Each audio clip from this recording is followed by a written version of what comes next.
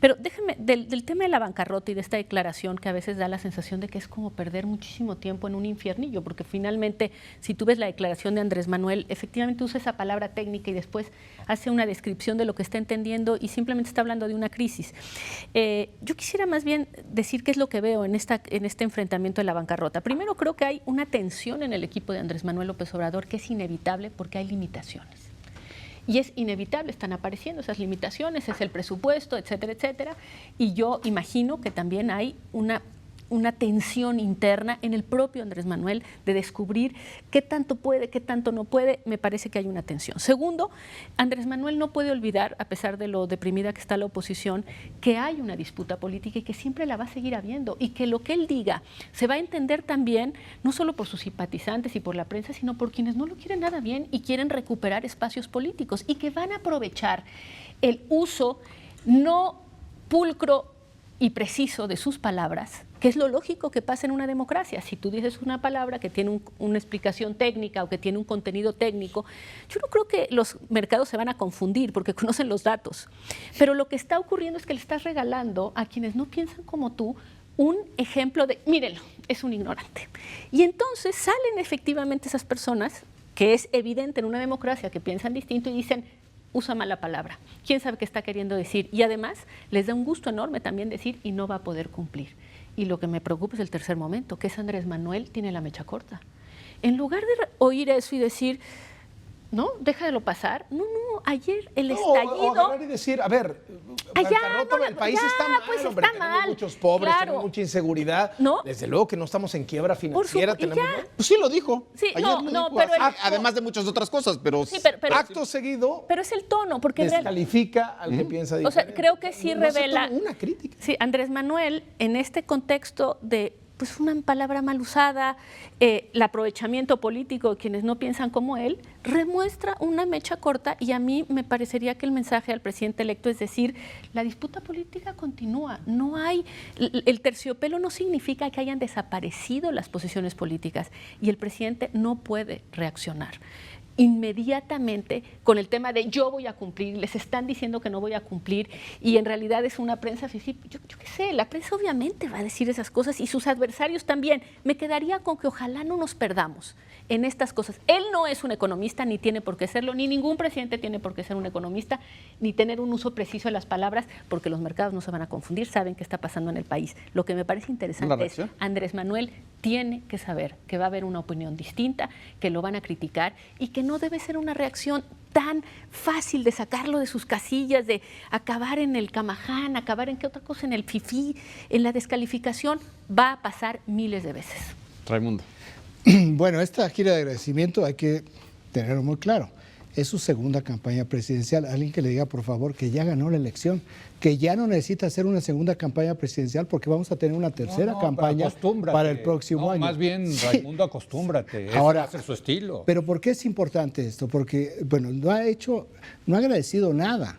No ha llegado a decir, oigan, les agradezco mucho el voto que me dio la posibilidad de poder ponerle ruedas a lo que yo quiero que sea una cuarta transformación. Ha ido a seguir haciendo promesas y a seguir él manejando expectativas con un pequeño problema, que el resto del país ya sabe que es presidente electo, que no está en una campaña. Por lo tanto, esas expectativas ya no crecen, las expectativas, están muy altas, pero sí, que es lo que está sucediendo, la gente está escuchando de una manera distinta y está viendo las contradicciones. Esto en una primera instancia.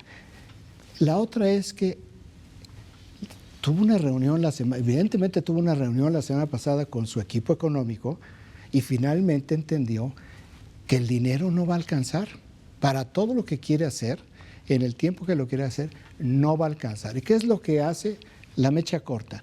Sale, típico de Andrés Manuel López Obrador, con una palabra totalmente desproporcionada, totalmente descontextualizada, que genera un tipo de reacción donde dicen bancarrota.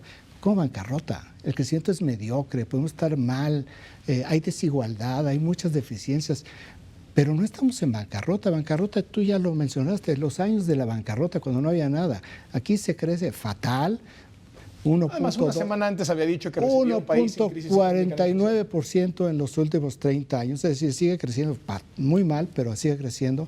4 de noviembre en Monterrey dijo, recibo un país, sí, voy a recibir un país sin crisis política, sin crisis económica, sin crisis financiera. Se enoja el domingo en Tepic y dice, estamos en bancarrota. Y luego, en lugar de hacer ese control de daños y decir, a ver, voy para atrás, sí, al calor del templete exageré, viene y va de nuevo y dice crisis. Entonces ya matizó, no es bancarrota, no es crisis, pero sí se contradice. La próxima semana ya van a ser se contradice pero de lo que sucedió el 4 de en la noviembre. conferencia, en la declaración a los reporteros al bajar, la bancarrota. Sí. Ahora, Pero y hay la una, definió. y hay una mentira muy importante porque está estigmatizando a su enemigo, que es la prensa. Cuando dice, es que descontextualizaron y dijeron que yo me estaba desdiciendo, no es cierto eso. La prensa dijo que él, y recuerdo muy bien, dijo, él dice, no voy a poder cumplir todo lo que quieren, pero mis promesas de campaña sí las voy a cumplir. Ese va a ser mi piso y de ahí para arriba. Eso dijo y eso registraron los medios de comunicación. Es mentira lo que está diciendo en este momento y eso sí nos puede llevar a una situación... No, pero sí hubo en algunas columnas, en algunos editoriales, esta interpretación de que lo estaba diciendo porque no iba a poder cumplir. Sí, sin duda lo hubo. Bueno, entonces que haga ese tipo de matiz, porque si no, queda inmediatamente estigmatizado un segmento que son los medios de comunicación. Ese va a ser su enemigo. Está construyendo su enemigo, como los molinos de viento, para que cuando no le alcance el dinero y no pueda echar a andar la máquina de los billetes, pues entonces los prevaricadores del pasado que ya escuchamos en algún momento. Reme. No, está impactado. No, yo tres comentarios. Primero, me preocupa Para alusiones mucho personales, que no hay un lenguaje común. 1. 2. Por un lado, yo advierto que si uno se va al estricto significado de bancarrota, se refiere más a la cuestión de las finanzas públicas y de la economía. Pero creo que la visión que él trae es global. Y en ese sentido, sí me parece que este país está en quiebra. ¿En qué materia? Estamos con una crisis de derechos humanos inocultable. Pero no estaban hablando de derechos humanos. No, es que... hablaba de dineros. No solo hablaba de dinero. No, él habla en términos económicos y sociales, dice. Sociales. Entonces, cuando tú traes 80 muertos al día, cuando, lo comentábamos en la mañana, traes tráileres refrigerados para acumular cadáveres, cuando traes 1.318 fosas clandestinas sembradas en el país, eso habla de la quiebra de un país. Si se reduce solo la estabilidad a los indicadores económicos, puede uno entrar a debatir, pero esos indicadores, tenemos una economía, ahí Carlos me podrá ayudar, yo creo que bastante frágil. Sí, la economía crece de manera mediocre. La deuda nos condena el gasto en inversión pública, innegablemente. Entonces sí me preocupa que no lleguemos a un entendimiento donde el propio presidente electo tiene que aprender, pero también el resto de la sociedad tiene que aprender. Porque si un país cifra solo y exclusivamente en la economía su bienestar, pues estamos regular. No. Pero si abre el espectro, estamos con un problema, con una crisis política, no hay oposición y con una crisis social profunda. 2, me parece pertinente el señalamiento que hace Denise. Creo que en el fondo subyace el calor de las cenizas de la polarización. Claro. Sí. Eso es lo que está en el fondo. Y 3, yo no creo que sea otra campaña electoral. Tiene muy claro Andrés Manuel cuál es el nicho que lo soporta.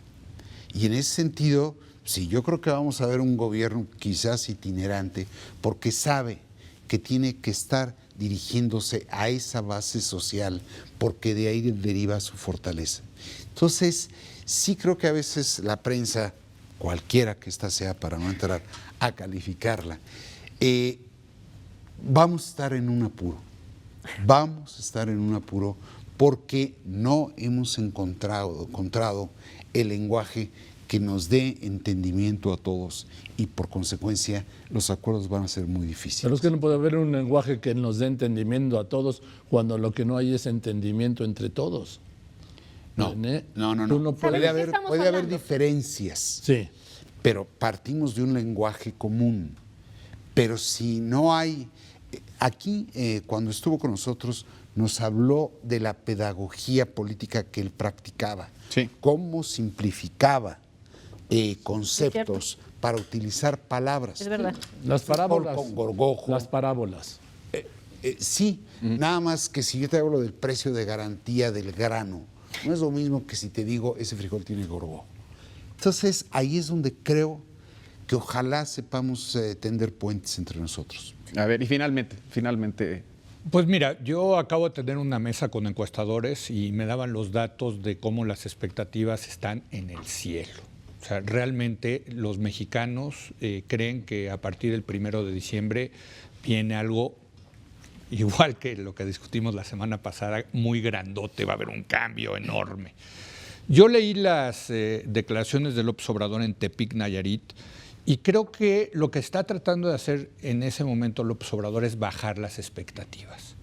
Y yo lo aplaudo. Qué bueno, porque en serio que las expectativas son altísimas y si él no maneja, empieza a gestionar, a administrar esas expectativas, creo que muy rápidamente el tamaño de la ilusión puede acabar siendo el tamaño de la desilusión. Yo creo que en ese sentido, si uno ve lo que dijo, trata de bajar las expectativas, utilizando, caray, hombre, las hipérboles de siempre de López Obrador. Hombre, pues tampoco estamos descubriendo aquí el agua tibia, es un tipo hiperbólico, le gustan... Lo que recuerda a René, Sí, totalmente. pues sí, le gusta hacer esas frasecitas, que si bancarrota... Ya luego entramos los talmudistas a tratar de interpretar qué quiso decir con la palabra bancarrota o no, que si es financiero o que si es el país Oye, o no. Leo. Pero es el estilo personal de López Obrador. Entonces yo creo que bien, a mí me parece bien por parte del presidente electo bajar las expectativas. No, pero no- Ahora, oye, no, a mí a en lo ver, personal... es que nada más puedo Está escuchar a bueno. Leo, Sí. tengo que cortar. Se acabó En el lo personal, lo que más me preocupó de lo que dijo en Tepic es que si no se dan las cosas, y sobre todo hablaba de la inflación, se va a deber a asuntos externos, a circunstancias externas y al Banco de México.